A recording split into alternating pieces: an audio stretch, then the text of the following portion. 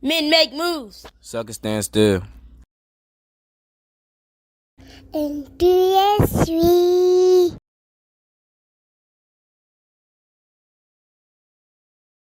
What kind of father are you? Well, How would you describe yourself as a father? as a father, I say, there's no manual, especially dealing with one older child and then another one that was autistic. I mean, Okay. you can't go with it two different, you got to go with it two different ways, but I'll just try to be as more understanding. Right. So, how old is the autistic child? She's 10 years old. She just turned 10, October 14th. Okay. Mom's in the life too? Yes, man, her mother, we had a marriage, we're currently separated, but Okay. How long were y'all married?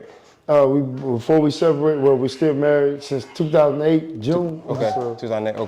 Okay. it's about 15 years. But y'all working the co-parenting thing Oh, out? yeah. Beautiful Okay. relationship. Okay. So, as a son, how would you describe yourself as a son? Like, what kind of kid were you coming up? Were you getting in trouble? Were you? I'd say unique.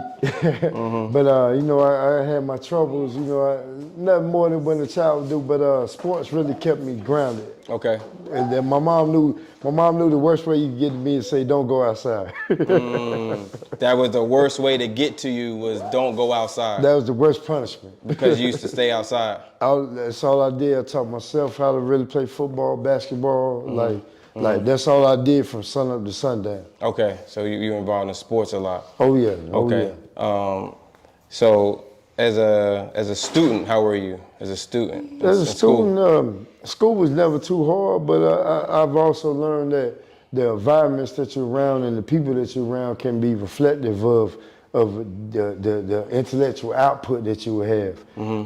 When I was in Nebraska around more higher class or what you call advanced placement students, that was more straight A's. Right. Then you get here and it's like people act like it's not cool to even read. Right, and it's right. like, okay, let me scale back. I don't want to seem like the smartest. Exactly. Right. So when you moved to Goldsboro, North Carolina, you kind of, when it came to your academics, you kind of took a step back. Right, So you're right. not making anybody But feel. not too far where I wouldn't be eligible for college ball or playing ball. But at the same time, Goldsboro was more of my introduction to even more factors than school. It was more on even the street level.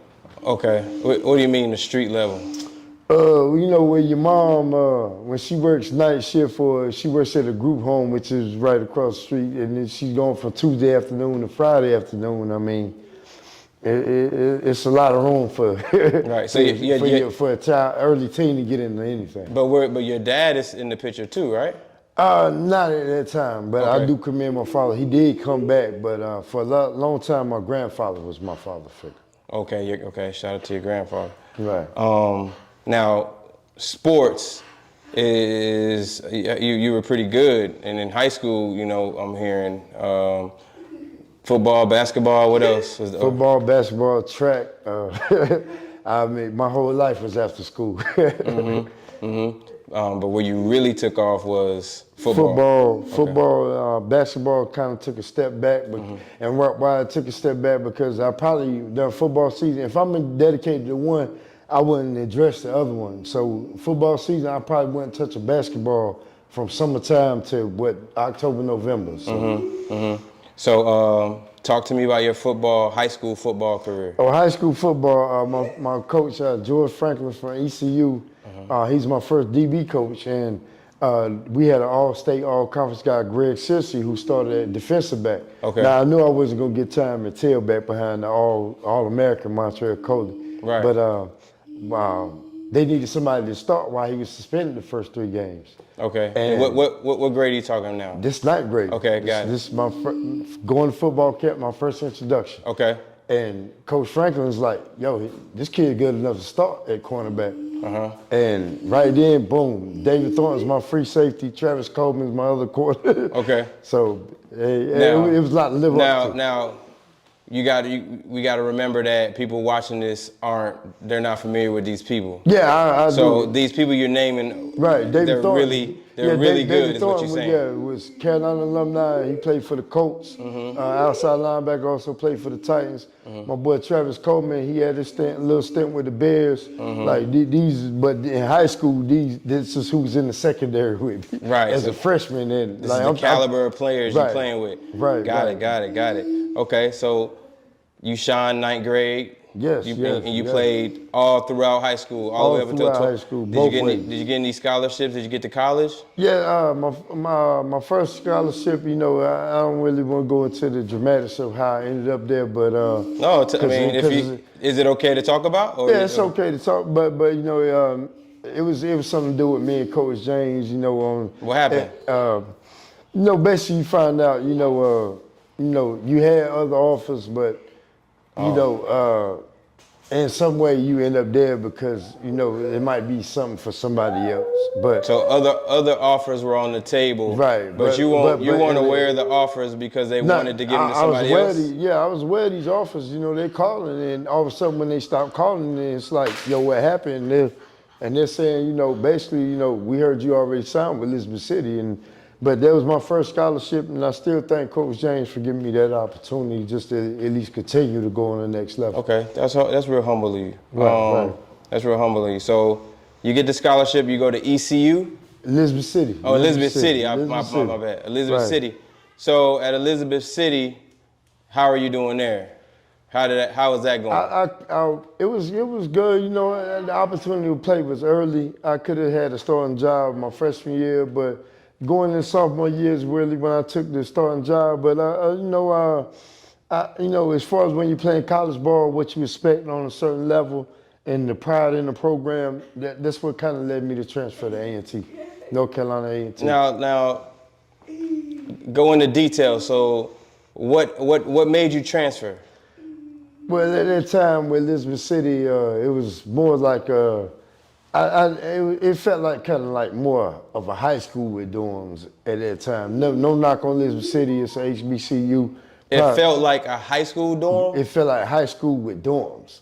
What are you saying? Drama? What? High school what? Not what you expect on the college level, where at college level you expect it to be vast. You expect it to be kind of big, like it's not to know everybody. Kind of a big campus. Okay. The things that you expect normally that you will encounter on the college level, it wasn't happening there. Oh, okay. Right. So what about sports though? Were you Sports, doing? Did you play? Yeah. Oh yeah. Okay, yeah. so you played there. Did you do well? Yeah. I did Okay, well. you were getting time and everything. Oh yeah. And you transferred strictly because of the atmosphere?